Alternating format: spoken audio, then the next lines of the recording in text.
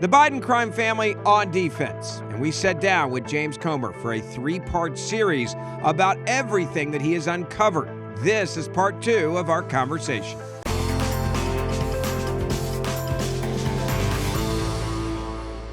This is a very important three-part series that we are doing with Congressman James Comer. Now, earlier this week, we sat down with him to talk about all the financial crimes that the Biden crime family has been involved in. We also asked him about the reality of Hunter Biden refusing to testify behind closed doors. And what is the next play by James Comer and his committee? Here is a lot more of what he had to say. So how many phone calls do we know about between Joe Biden and various international business associates of Hunter? And how many meetings do we know about between Joe Biden and various international associates of Hunter? Well, Devin Archer, in his transcribed interview, testified that there were at least 20. Now, at least 20 could be anywhere from 20 to 100, but he said at least 20.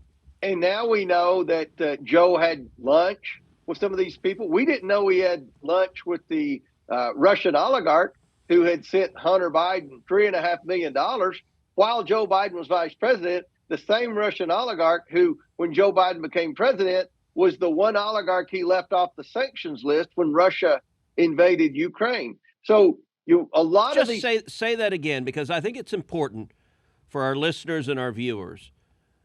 The Democrats, the White House, the corporate media, they all say there's no evidence of corruption, no evidence of corruption, and no evidence of Joe Biden's corruption. Just say what you just said again, because that is completely contrary to the talking points of the other side. One of the things we found out when we interviewed Devin Archer was that Joe Biden actually had lunch with the female oligarch from Russia, the former mayor of Moscow's wife, the wealthiest lady in Russia. She had sent Hunter Biden $3.5 million while Joe Biden was vice president. And we have no idea what the Bidens did to receive the $3.5 million. That's one of the questions we would ask Hunter Biden in his deposition. So we didn't know. Joe Biden acted like he'd never met her, but Archer said, yeah, they had a very long lunch or dinner, like several hours. Do we know where they had lunch or dinner? Do we know that? I think it was Cafe Milano, but I'm not 100% certain. And when Joe Biden became president and when Russia invaded Ukraine, he announced sanctions against all the oligarchs in Russia except one, the lady who had sent Hunter Biden $3.5 million. And in the updated, because they've updated these sanctions throughout this war with Ukraine, have they ever then added her name to that list? No. Because several times they've updated and added new people to that list. Or has she been protected to date by the Biden crime family? She's been protected to date. So, look, there's an important thing to underscore, and we've talked about this at length on Verdict. Bribery, as everyone knows who listens to this pod, requires a quid pro quo, Latin for this, for that. And so you need the payment, the benefit, and you need it in exchange for that. And that is typically a government, either an affirmative failure or declining to do something that because of the payment. In this instance, $3.5 million from a Russian oligarch to Hunter. And again, and James, jump in if anything I'm saying is wrong, but there's no indication Hunter did anything of value, has any expertise in anything relating to Russia, has any services, has any skills, did anything that someone would pay $3.5 million for. We do know that along with the payment, this Russian oligarch has lunch or dinner with Joe Biden while he is vice president. So that is direct access, direct conversation to Joe. Hey, I'm giving your son $3.5 million.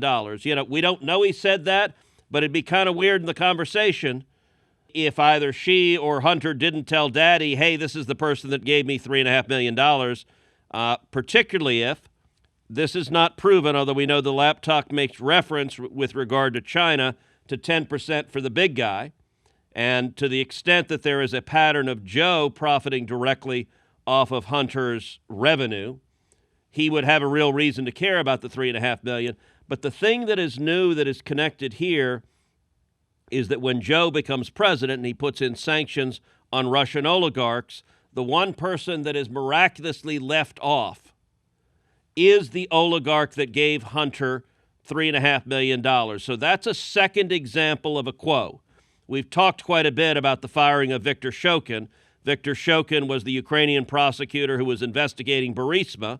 The oligarch that owned Burisma paid Hunter $1 million a year, and Joe Biden got him fired. That's a quo that would I believe, support a bribery claim. This is a second quo that could support a bribery claim, which is not listing someone for sanctions who otherwise should be listed and who would have been listed, but for the payment to your family member. That qualifies as bribery as well. Is what I'm saying accurate?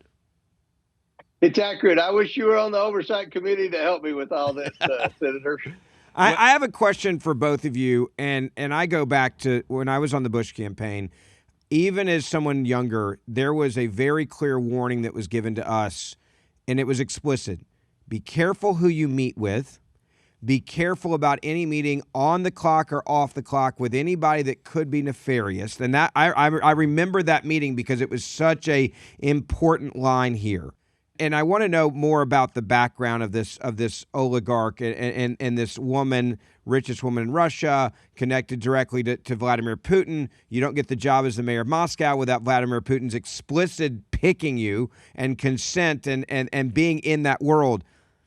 Would this be a meeting that our U.S. government would have warned against? Like, you don't meet with this type of person. You certainly don't do business with this type of person. You don't take $3.5 million from this type of person. I mean, would that not be some sort of conversation that would have happened? Of course. Listen, this is friggin' weird. This is weird. This is not something that, this is typical what people in government do. You don't run around having dinner with Russian oligarchs. That is a strange thing to do. I don't know anyone else in government. I don't know anyone else in the Senate. I don't know anyone else in the House who does that. I don't know anyone else getting millions of dollars from foreign countries. It's freaking weird. James, I'm going to go out on a limb. Have you received millions of dollars from any foreign country? No, but I keep expecting the Associated Press or Washington Post to write that, but no, I have not. Look, the closest I've come is I got change once at a Chinese restaurant for dinner. Yeah. Like that is nuts. Who the hell? Like, it is weird. I mean, look, you know your 434 colleagues. I know my 99 colleagues. To the best of my knowledge, none other than Bob Menendez, who is under indictment. So let me set him aside because he's under indictment. Yeah. For this. That's actually a pretty powerful point. The only person I know who did something like this is currently being prosecuted for receiving bribes because Bob Menendez, it is alleged, did government favors for Egypt, was paid tens of thousands of dollars, was paid in gold bars, and they're trying to put him in jail. Well, where is the indictment for Joe Biden? Because it's Joe Biden that's performing the government favors. And the closest analog I can find to someone who has done conduct similar to what Joe Biden did, although not as brazen, not as large scale, not as lucrative, not involving as many countries. The closest analogy is Bob Menendez to Joe Biden. And if they're indicting Bob Menendez, why on earth are they not indicting Joe? And why are they not indicting Hunter for bribery? I get the tax claims, but we've talked at length about this. At the end of the day, this is not about Hunter Biden. If his name was Hunter Smith and he was some corrupt, messed up guy with substance abuse problems, none of us would be talking about it. He would be prosecuted. He'd face consequences, but it's not his personal demons that matter. It is when you have the Vice President of the United States and then the President of the United States selling official favors in a corrupt way to foreign oligarchs. There is a reason Constitution specifies bribery as a ground for impeachment. Well, one of the things that I wanted to get in here on the tax crimes that he was indicted on, that's from his W-2 from Burisma. So that's like the most obvious thing. He got a W-2 from Burisma, and whether he was supposed to be on the board or not, whether it was ethical or not, It wasn't illegal for him to be on the board. He gets a W-2, which that's on the up and up. He just didn't pay taxes on it. He failed to pay taxes on the millions of dollars he got from Burisma that's listed on his W-2. What he's never been pressed on are these millions of dollars in loans and all these fake write-offs that he had in these shell companies. I mean, he probably owes $6 or $7 million more dollars that he hasn't been prosecuted on yet. So the only prosecution is the most obvious. So James, tell us about the fake write-offs, because that's something that doesn't get discussed much. Yeah, well, in these shell companies, so he would wire, say you got a $5 million wire, then he would wire different, maybe $5 million wires to 5 different shell companies. And then he would take half that money and wire it to various Biden family members. He'd keep the other half in the shell, and he would pay for basic living expenses, and he would pay for things like prostitutes and drugs, and he would write them off as a business deduction. So at the end of the day, did you just say prostitutes and drugs were business deductions for Hunter Biden? Yes, that was part of the indictment in California. Wow. That was one of the things. He joined a sex club in California and paid for it out of a shell company that he claimed was his law firm, Owasco. Now think about this. His law firm was paying his sex club membership, and on his taxes, he put down that it was a golf country club membership so he could write it off. Ben, I feel bad. When I was at a law firm, they didn't even pay for my parking. Yeah. I apparently need to... One hell of a bonus structure over there at the Biden law firm. Fundamentally differently. One hell of a write-off there. Go back to Joe Biden for a second, and I want to play for you another montage of Joe Biden consistently saying there's no there. There's nothing wrong here. I wasn't involved. And he also says the media has investigated this and no one's found any wrongdoing. Here's the president in a montage in his own words.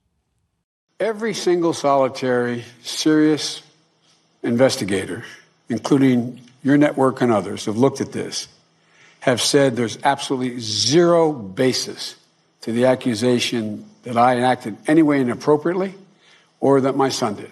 Every major national, international, and local news operations looked into it has said it's a lie. This is a president who's flat lying. So there's not been a scintilla of evidence pointing out that anything is wrong. There's not a single solitary scintilla of evidence anywhere. There's not been one scintilla of evidence that my son ever interfered, that I ever asked me anything, that I ever got involved in anything. I mean, come on. This is... These guys are amazing. So you think that everything that happened was kosher? There's not one single bit of evidence. Not one little tiny bit. Not one tiny bit of evidence. Is the president a liar based on everything that you've seen? And the idea that everybody's investigated this, they found nothing. Now the news media is reporting on some of this, so they're not even backing him up anymore. So, and I got to say, Joe Biden is particularly fond of saying there's not a scintilla of evidence. And I couldn't help thinking of my favorite movie, The Princess Bride. You keep on using that word. I do not think it means what you think it means. I'm not sure Joe knows what the word scintilla means. So let me just ask you directly, James. What is the most compelling evidence that you are aware of right now of corruption by Joe Biden? Well, the fact that we've found 5 payments to Joe Biden that we traced the source of the payments directly from his family's influence peddling scheme. So when Joe Biden says that he's never benefited from his family's influence peddling scheme, that is a lie. We have $250,000. That's $250,000, which for the self-proclaimed poorest guy in Congress, that's a lot of money.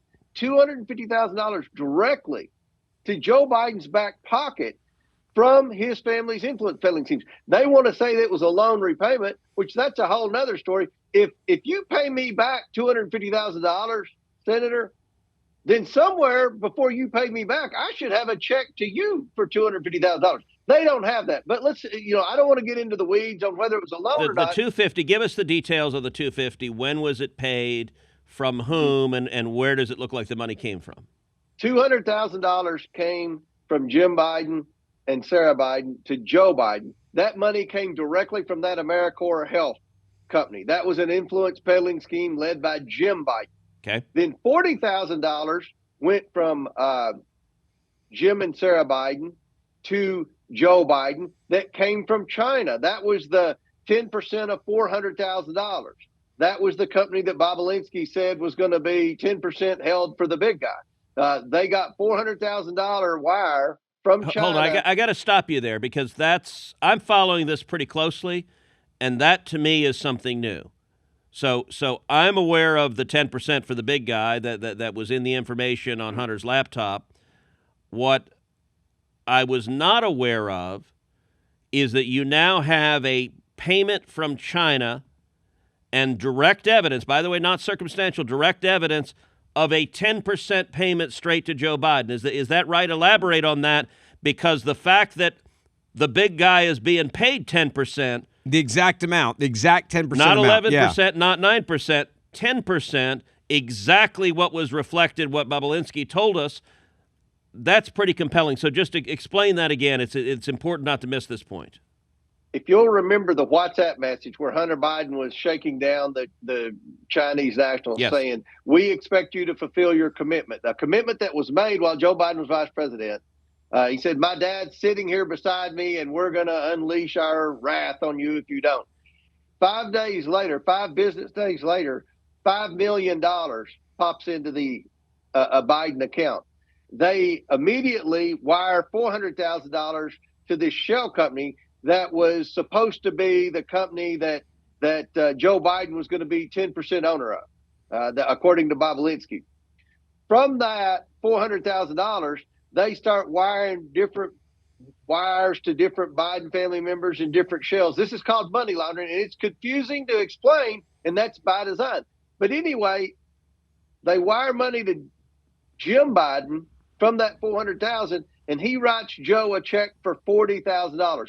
$40,000 is 10% of $400,000 in that particular shell that Joe Biden was supposed to have a 10% ownership in. That money came directly from China. That's very damning evidence. How close is the time period between the WhatsApp, the $5 million payment, the $400,000 payment, and the $40,000 payment? I mean, a month. So this is all really closely compressed. This is on. And remember, when you transfer money to an account, you have to keep it in there at least 24 hours.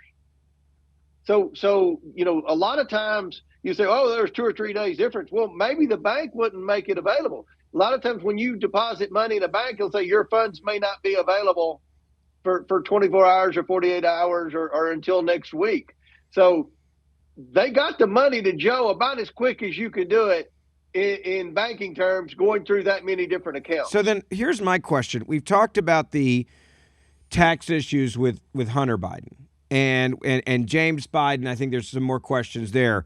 But if all of this is happening and money is running through to the president or then vice president, what are the liabilities that we don't know about? And I'm talking from a tax standpoint for the president of the United States of America, because what we do know is there's money flowing in, then they claim it's loans, and there's repayment of loans, but we don't see the reclaimant payments.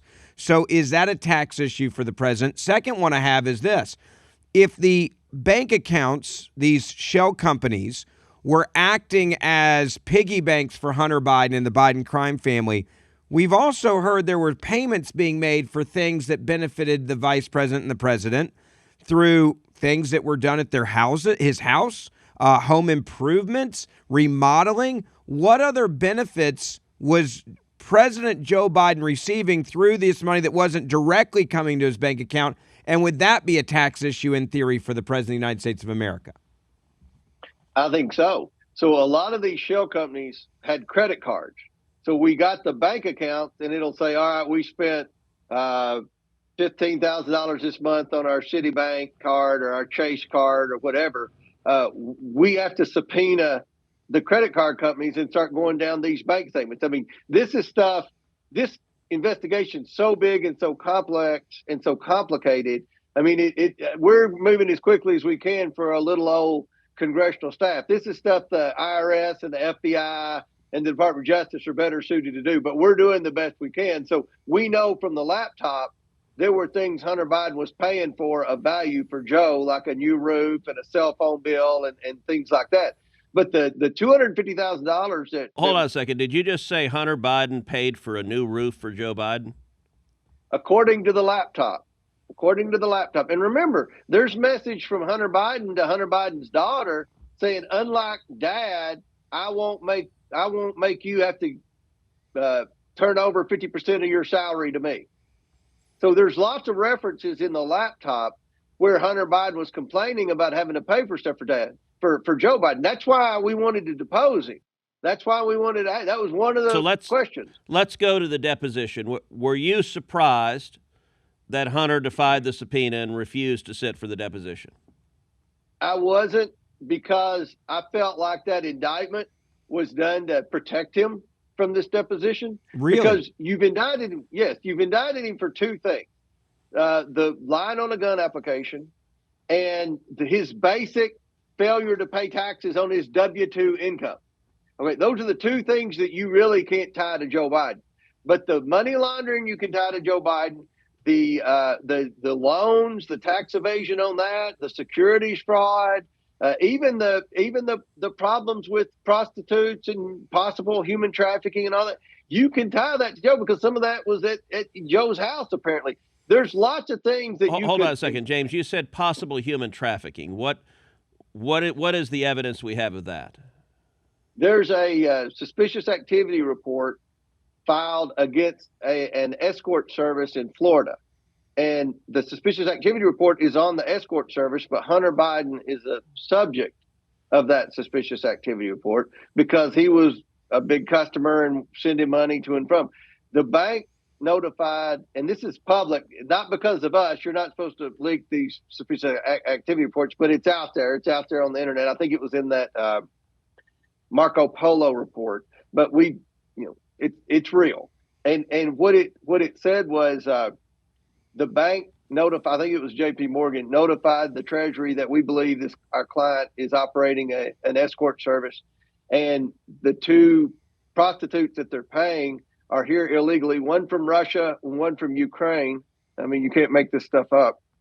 And we don't know if they were human trafficked. We don't know all we know is they're not here legally, and we're pretty sure they're engaged in prostitution, which is illegal in Florida. And they list like the 2 or 3 names of people that were spending a lot of money there, and Hunter Biden was at the top of the list, which is another reason they filed the SAR, because they knew Russia and Ukraine, human trafficking, and at the time he was living in Joe Biden's house. They were sending the prostitutes to him. He wasn't going there. So they were sending them across state lines, which is, Mann Act violation. Is there evidence that they were sending the prostitutes to Joe Biden's house? All we know is Hunter was living there at the time. We don't know if he was going to a hotel or whatever, but I'm just telling you what JP Morgan said. Okay. I mean, this is even more. Let me ask you about the deposition. So Hunter's refused to testify. What happens next in the next week, 2 weeks, 3 weeks, 4 weeks? What happens next? Well, we're going to have to issue contempt of Congress charges. We'll run that through the Oversight Committee. And, at the end of the day. Tell people how that works. What are the mechanics of what has to happen? I was hoping Jim Jordan would lead that through the judiciary, but it looks like we're going to do it through the House Oversight Committee. There's a lot of paperwork that's going to have to get done. Remember, we've got a new Speaker of the House, all new staff rolling in. He kept some of McCarthy's staff on till the end of the year. We got new staff coming in. So we're going to try to get all this accumulated as quickly as possible, and then have a committee hearing, and then hopefully mark it up on the floor. But there's a lot of legwork that has to be done, a lot of documentation that has to be accumulated. And we're doing this at a time when we're shifting a lot of people in the Speaker's office. And one thing, Senator, a lot of people don't realize, I have subpoena authority, but the Speaker has to sign off on it. That's something that Darrell Issas talked about, and Trey Gowdy's talked about, and Jason Chaffetz, former Republican chairs. The Speaker's general counsel has to sign off on it, because if it goes to court, they're the ones that represent us in court. It's the Speaker's general counsel. So there's some bureaucracy involved in these subpoenas. There's some bureaucracy involved in the contempt of Congress, but we plan on moving forward to that, and we're working on it as we speak. Congressman, we're not done yet. Senator, this is the best part about having James Comer with us for this 3-part series. I'm going to tell you right now, please share this, part 2, and if you missed part 1, go back and listen or watch it. It is on X, formerly known as Twitter, on Facebook, and on YouTube.